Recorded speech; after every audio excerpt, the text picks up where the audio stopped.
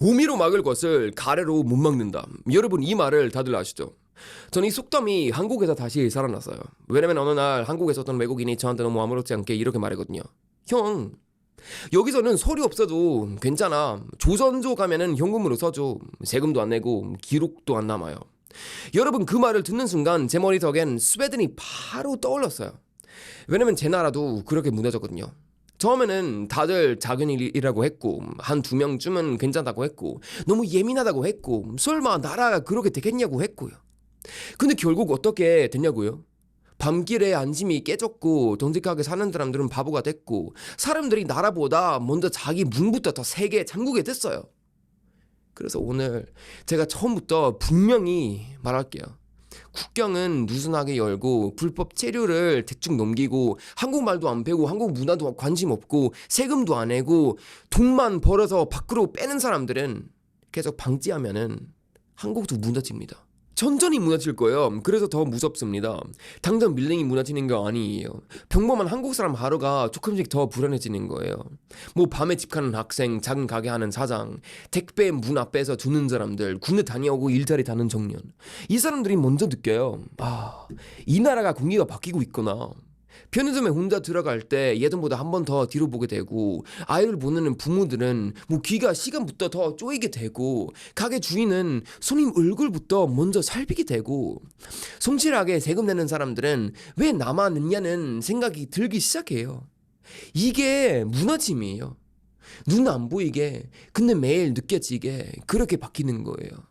저는 그 공기 변하는 걸 제 나라에서 봤어요. 제가 어릴 때 스웨덴은 적어도 제 기억 속에는 지금보다 훨씬 조용했어요.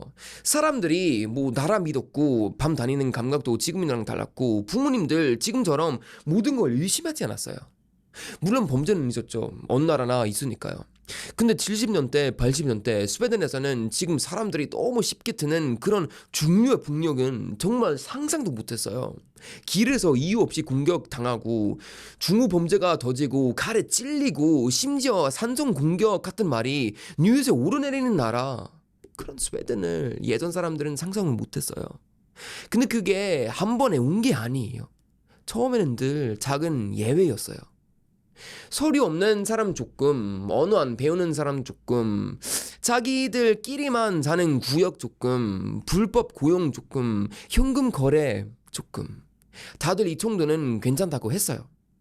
너무 차갑게 굴지 말자. 뭐 사정이 있다. 시간 지나면 지날수록 적응하다. 다들 그렇게 말했어요. 옛날에. 근데 여러분 나라가 무너질 때는 항상 이런 식이에요. 큰 폭탄이 아니라 작은 예외를 계속 봐주는 거예요. 원래 안 되는 걸 이번에 한 번 괜찮겠지 하고 넘기고 법 바뀌는 사람들은 모른 척하고 기준이 후려지는데도 설마 큰일 나겠냐고 넘기면은 그때부터 질서가 겉은 멀쩡한데 속에서 썩어요. 스웨덴이 딱 그랬어요. 뉴스에 사건이 한 번 나오고 또 다음 달에 한 번 나오고 또 한 번 나오고 사람들이 충격받다가 나중에 익숙해져요. 그게 제일 무서워요. 원래 나라 전체가 뒤집힐 일이 나중에 또 적어야 이렇게 되는 거예요. 그게 진짜 무너진 나라예요. 건물은 멀쩡하고 국기도 그대로인데 보통 사람들의 머릿속의 기준이 이미 낮아진 나라예요. 어느 순간부터 엄마가 밤 늦게 들어가면은 꼭 연락하라고 더 세게 말하고 사람들은 특정 지역을 자연스럽게 피해서 다니고 뉴스에 갈, 강도, 방어 같은 말이 나와도 놀라는 대신 치계화하는 얼굴이 돼요. 그게 붕괴예요. 그래서 제가 한국에서 불법 체류 얘기를 들을 때마다 왜 그렇게 민감하게 반응하냐면은 한 번 보는 길이기 때문이에요. 저는 한국에서 불법적으로 온 외국인들 많이 만났어요. 진짜 열심히 사는 사람들도 많았고요. 한국어 배우고 세금 내고 법 지키고 여기 사회 일부 되려고 하는 사람들 당연히 있어요. 그런 사람들까지 같이 묶어서 말하면 안 되죠. 근데 문제는 그래서 불법까지 같이 봐주면은 안 된다는 거예요. 합법과 불법을 같이 흐리게 만드는 순간 나라가 스스로 기준을 버려요. 제가 한국에서 직접 들은 얘기들은 뭐 생각보다 더 현실적이었어요. 미얀마에서 온 사람, 이라크에서 온 사람, 이란에서 온 사람, 이런 사람들 중에도 이미 재료가 꼬였는데 그냥 한국에 남아있는 경우가 진짜 많아요. 어떻게 사냐고 물어보면은 답이 너무 단순해요. 큰 배 타고 들어오고 누가 연결해주면은 항만이나 조선소 쪽으로 가고 사장이 현금으로 줘준다는 거예요. 형, 여기서 남아도 돼. 사장님이 그냥 현금으로 준다. 세금 안 내도 돼. 기록도 안 남는다. 여러분, 저 이 말을 한 번 들은 게 아니에요. 비슷한 얘기를 여러 번 들었어요. 그리고 그 사람들이 한국말을 얼마나 하냐, 한국 문화에 관심이 있냐, 한국 사회 일부가 되고 싶어 하냐, 솔직히 아닌 경우가 진짜 많아요. 그냥 자기들끼리만 뭉치고 돈 벌고 그 돈 본국으로 보내고 세금 안 내고 한국 사회 안에 있는 것 같지만 실제로 시스템 밖에서 움직이는 거예요. 여러분, 이게 왜 무서운지 아세요? 그 사람 하나 때문이 아니에요. 그 구조가 생기면은 정상적으로 사는 한국 사람들이 계속 손해를 보기 시작해요. 사장은 왜 그런 사람들은 되겠어요? 싸니까요. 세금 덜 줄고 보험 덜 줄고 안동 규정 덜 맞춰도 되고 법 바뀌었으니 말도 덜 하니까요. 그럼 누가 밀려나요? 원래 그 일자리를 해야 하는 한국 사람, 또 합법적으로 와서 정상적으로 일하려는 사람들이요.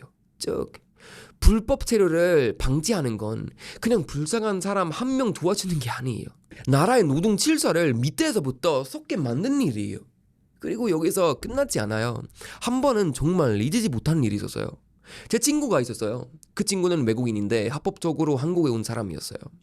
그 친구가 아는 또 다른 사람이 있었는데 그 사람은 이미 합법 재료 상태가 아니었어요. 근데 셋이 같이 쇼핑몰에 간 적이 있었어요. 짜라 같은 매장에 들어갔는데 그 사람이 갑자기 물건 하나를 집더니 그냥 훔쳐서 나오더라고요. 저는 그 순간 제가 잘못 본 줄 알았어요. 근데 그 사람은 너무 가볍게 말했어요. 자기 나라에서는 이런 거 원래 많이 했다. 안 걸리면 되는 거다. 별일 아니라는 식으로요. 여러분, 문제는 그 물건 하나 값이 아니에요. 문제는 그 사람 한국을 자기가 지켜야 할 나라로 보는 게 아니라 자기 습관을 가져봐도 되는 장소로 본다는 거예요. 자기 나라에서 동하던 방식, 자기 나라에서 가볍게 보던 법, 자기 나라에서 하던 습관을 한국에서도 해도 된다고 느끼는 거예요. 그럼 대가를 누가 치르죠? 그 매장만 손해보고 끝나요? 아니죠. 가게는 CCTV를 더 달고 사장은 뭐 손님부터 더 의심하고 부모님 아이를 귀가 시간을 더 쪼이고 여자들은 밤길에서 더 경계하고 경찰은 해야 하는 일이 더 늘어나고 합법적으로 사는 외국인들까지 괜히 같이 의심받아요.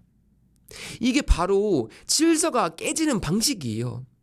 한 사람의 작은 불법이 사회 전체를 군기를 박혀요. 그리고 높은 실 사회일수록 그 대가가 더 커요. 뭐 한국이 지금 가진 강점이 뭡니까요? 밤에 비교적 안전하죠. 택배를 문 앞에서 들 수 있죠. 카페 자리 맡을 분야가 있죠. 작은 가게 사장도 손님을 먼저 믿고 시작하죠. 이건 공짜가 아니에요, 여러분. 오랫동안 손을 지키고 법을 지키고 이상한 걸 이상하다고 말해온 사람들이 만든 거예요.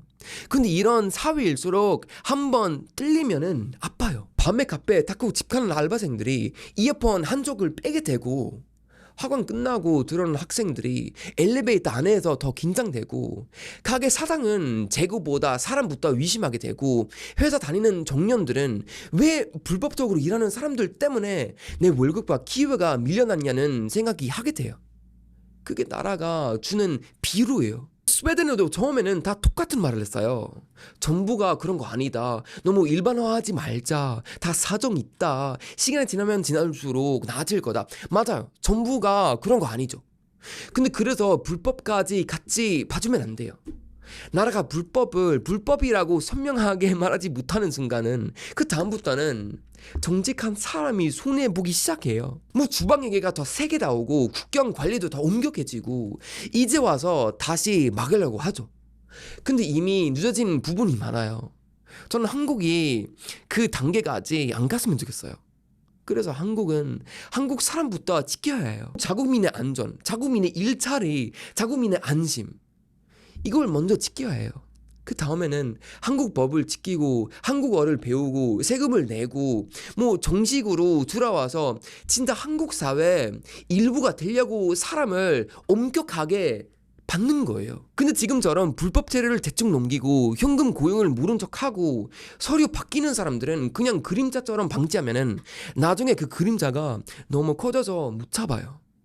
그래서 불법은 불법이라고 분명하게 말을 해야 돼요. 불법 재료자는 정확히 찾아내야 하고 불법 고용주는 정말 아프게 처벌해야 하고 나라 시스템 밖에 숨어도는 돈과 사람을 끝까지 추적해야 돼요. 그거 안 하면은 결국 피곤해지는 건 평범한 한국 사람이에요. 여기서 모든 한국 사람들이 공감할 수 있는 인생 얘기가 하나 나와요. 사람 관계도 똑같아요. 관계가 무너질 때는 대부분은 큰 배신 한 번보다는 작은 선 넘음을 계속 맞출 때가 무너져요. 작은 거짓말, 작은 무식, 작은 약속 위반. 이 정도 괜찮겠지. 이번 한 번은 넘어가자. 그게 사이다가 어느 날 관계 전제가 무너져요. 나라도 똑같아요. 오늘 한 명 주면 괜찮겠지. 이번 한 번 주면 괜찮겠지. 이 정도는 눈 감아도 되겠지. 그게 쌓이면은 나중에 호미가 아니라 가래로 못 막는다. 그래서 제목의 답은 결국 이거예요. 국경 열리면은 한국도 무너집니다. 그건 당장 건물이 무너지는 뜻이 아니에요. 한국 사람들이 지금 너무 당연하게 누리는 질서, 신뢰, 밤길의 안심, 정직하게 살면 손해보지 않는다는 감각, 그 공기가 먼저 무너진다는 뜻이에요. 그리고 그 공기는 한번 잃으면은 정말 되돌리기 너무 어렵습니다. 저는 그걸 스웨덴에서 이미 봤어요. 그래서 지금 한국에서 같은 냄새가 날 때 가만히 있을 수 없는 거예요. 호미로 막을 곳을 가래로 못 막는다. 이건 그냥 속담이 아니에요, 여러분. 나라가 무너지는 방식 딱 그 자체입니다. 그리고 그 대가는 항상 제일 평범한 사람부터 먼저 아주 조용히 지르게 됩니다.